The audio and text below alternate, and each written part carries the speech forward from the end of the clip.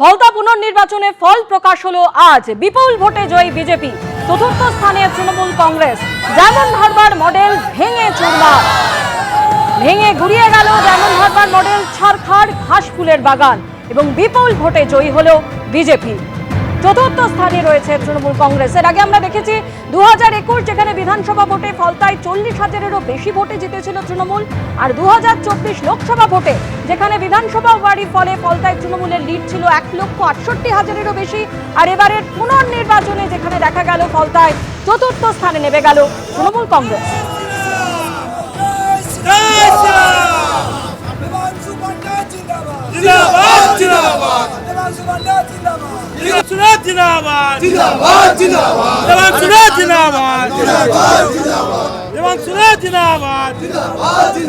শুভেন্দু দা জিন্দাবাদ, অমিত শাহ জিন্দাবাদ, অমিত শাহ জিন্দাবাদ।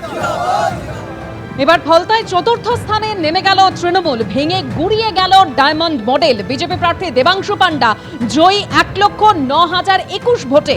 21 রাউন্ডের শেষে বিজেপি প্রার্থী দেবাংশু পান্ডা পেলেন 1,49,666টি ভোট। দ্বিতীয় স্থানে সিপিএম প্রার্থী পেলেন 40,645টি ভোট।